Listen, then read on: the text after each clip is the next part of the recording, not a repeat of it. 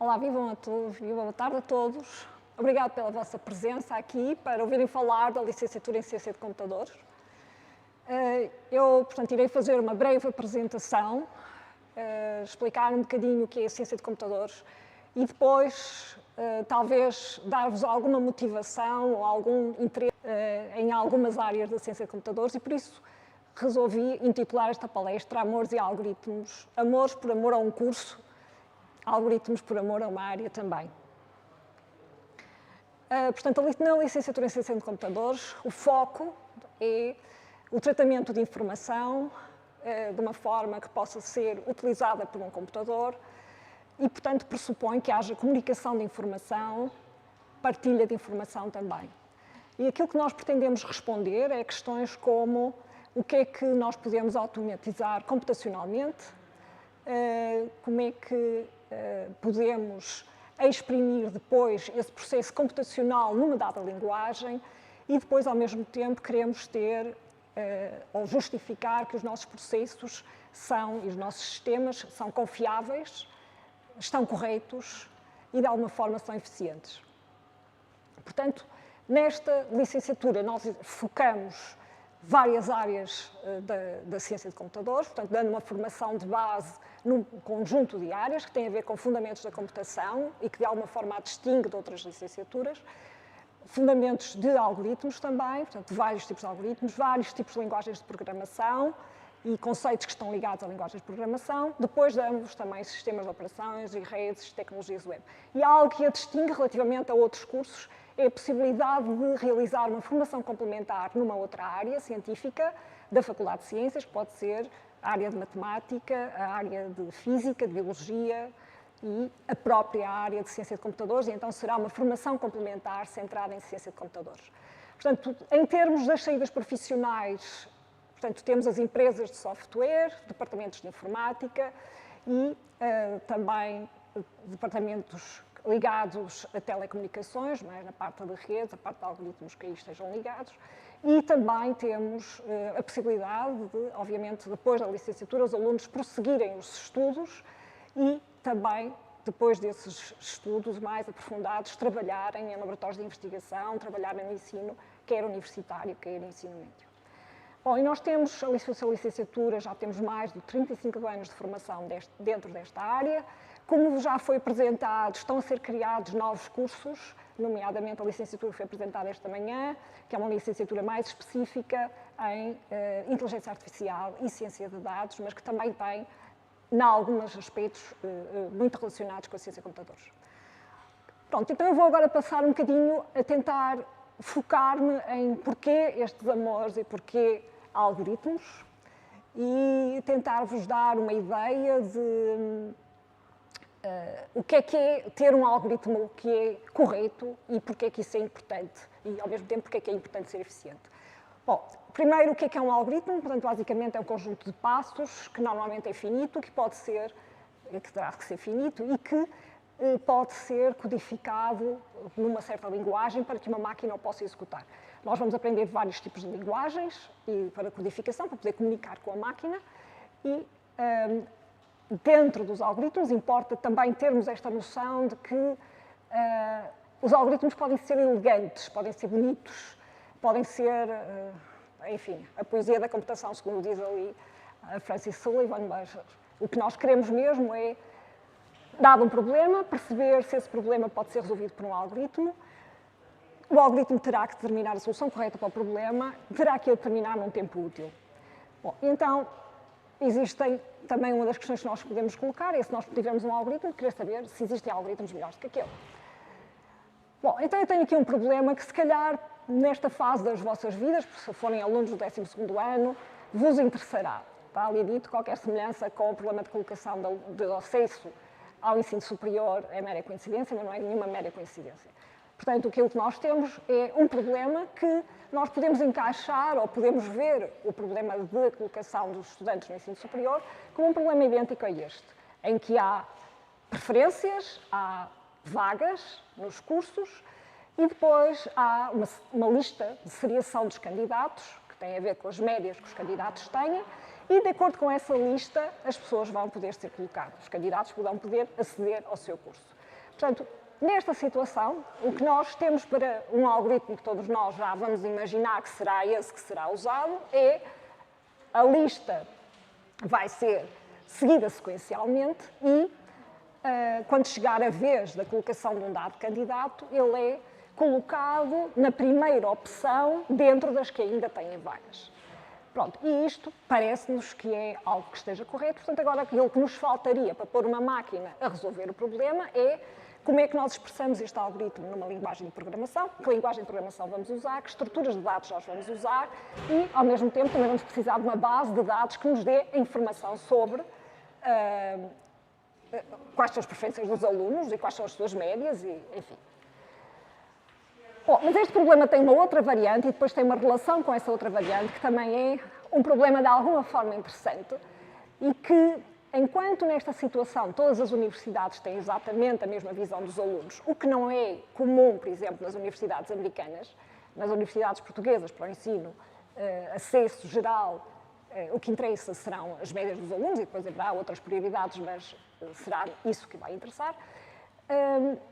Por vezes há preferências bilaterais, ou seja, há preferências das universidades, têm as suas próprias preferências e os alunos teriam as suas próprias preferências também. Isso gera-se um outro problema, que é conhecido como o problema dos casamentos estáveis e que naquela sua formulação mais básica corresponde a termos de formar N casais temos as preferências N casais homem-mulher, com preferências dadas pelos homens, preferências dadas indicadas pelas mulheres, portanto, algo deste tipo, e queremos que, no fim, os casais que nós formamos sejam estáveis, ou seja, não haja possibilidade de haver divórcio.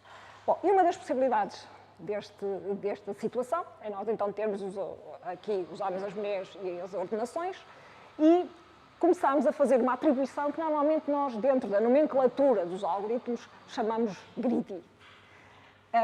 Então, nessa greedy, nós vamos atribuir ao primeiro candidato a primeira mulher na sua lista de preferências. Pronto, e ela deixa de estar na lista de preferências dos candidatos seguintes e é aquilo que nós chamamos de uma pesquisa, então, gulosa. Depois vem o segundo, fazemos a mesma coisa, agora com a lista que lhes sobra. Pronto, e vamos fazendo isso sucessivamente até que isso nos vai dar um conjunto... Ups, desculpem lá que eu já avancei demais. É o problema. Ok, isso nos vai dar um conjunto de casais, aqui voltando atrás, à frente agora. Portanto, nos vai dar um conjunto de casais, mas este conjunto de casais tem um problema. Bom, essencialmente tem um problema porque há aqui um casal que não estaria emparelhado e que vai criar instabilidade porque eles preferem mutuamente aos seus pares. Bom, e é isso que nós não queremos que aconteça. Portanto, o que vai acontecer aqui é algo deste género. Não queremos que isso vá acontecer, portanto, o algoritmo supostamente greedy seria um algoritmo incorreto para resolver o problema. Bom, mas há um algoritmo correto e todos nós o conhecemos, ou pelo menos já de alguma forma foi praticado. Bom, esse algoritmo chama-se algoritmo de Gay-Shapley, foi proposto pelo algoritmo de Gay-Shapley e corresponde exatamente a isto que aqui está. Portanto, os homens vão fazendo propostas, portanto, cada homem faria uma proposta à primeira mulher a que ainda não se propôs, e se ela estiver livre, aceita-o, temporariamente, possivelmente.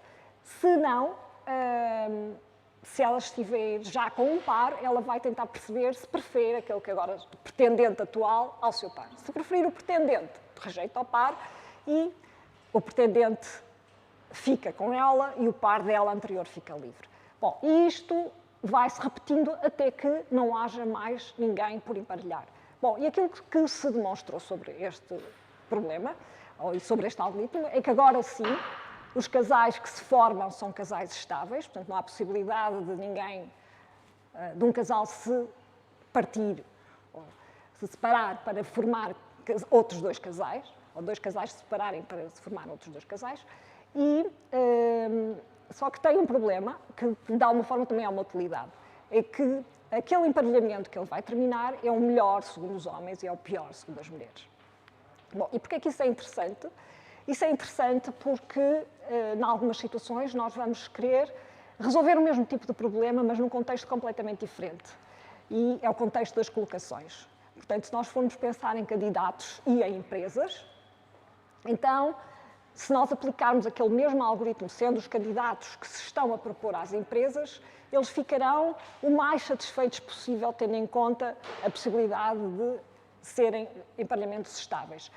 As empresas ficarão com o pior possível. Se for ao contrário, as empresas que se propõem, então são as empresas que ficam com o melhor possível e os candidatos que ficam com o pior possível. Bom, e agora voltando àquele problema das universidades, as universidades aqui funcionam ou funcionariam como as empresas, que estão a receber candidatos e, portanto, independentemente de qual seria a ordem pela qual eu iria começar a colocar os candidatos, se eu aplicasse este algoritmo, eu tinha a garantia de que no final convergia para a mesma solução do algoritmo clássico que há bocado vos apresentei, que é a primeira pessoa que está mais classificada será ela que escolhe primeiro e depois escolhe a seguir e depois escolhe a seguir, etc. Se fosse ao contrário, se nós puséssemos as universidades com todas elas com as mesmas listas de preferências e aplicássemos este algoritmo de Gale-Shapley, ficávamos exatamente com a melhor solução do ponto de vista dos candidatos. Bom, para as universidades também, nesta situação, é a melhor solução do ponto de vista das universidades, porque as universidades também estão interessadas em receber alunos bons e, enfim, ou pelo menos com interesse em estudar nos seus próprios cursos.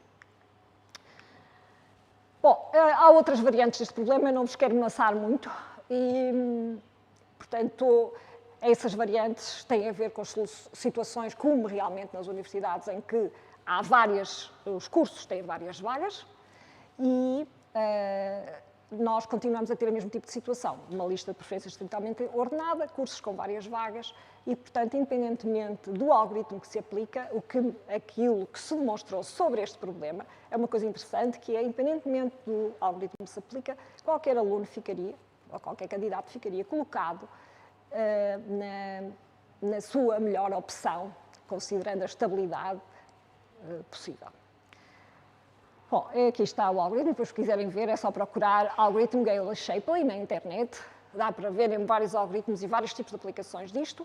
Eu só que não queria que ficassem com a impressão de que a licenciatura de Ciência e Computadores são algoritmos só. Os algoritmos, obviamente, são importantes, a correção dos algoritmos é importante, os fundamentos teóricos para a análise dessa correção também. Por vezes os algoritmos são tão fáceis de compreender como estes que, de alguma forma, vos tentei aqui explicar. Outras vezes têm estruturas de dados mais complexas e que têm que ser estudadas para que eles possam ser implementados de uma forma eficiente numa máquina. E é isso que nós vamos também estudar. Pronto, além de, voltando àquilo que vos referi antes, termos também, portanto, vários tipos de linguagens de programação, umas que se adequam mais à resolução de certo tipo de problemas que outras, e, por isso, serão dados vários paradigmas para compreender vários tipos de linguagens e que aqui não vamos só ensinar linguagens, por isso é que eu estava a focar a noção de paradigma. Portanto, a linguagem é algo que nós usamos neste momento, um paradigma ou uma linguagem que venha a ser desenvolvida depois, que seja multiparadigma ou que tenha, portanto, seja baseada num único paradigma, mas já não tem propriamente a mesma sintase que a linguagem que nós aprendemos. Na verdade, a formação e o facto da formação ser científica e técnica com qualidade, portanto, eu estou a falar da parte científica nos porquês, porque é que fazemos assim, porque é que esta análise é desta maneira, mas a técnica também, no sentido em que vos vai ser dada a possibilidade de desenvolver vários tipos de projetos que, no fundo, depois é também aquilo que no mercado de trabalho poderão ver. Portanto, era mais ou menos isto que eu gostaria de dar. Eu não sei se, entretanto, houve questões que pudessem ser colocadas e que não temos questões. Portanto, agradeço mais uma vez a vossa participação e ficamos ao dispor, caso queiram esclarecer dúvidas sobre a licenciatura, quer eu como diretora de curso, é só enviarem um e-mail e normalmente respondo em tempo útil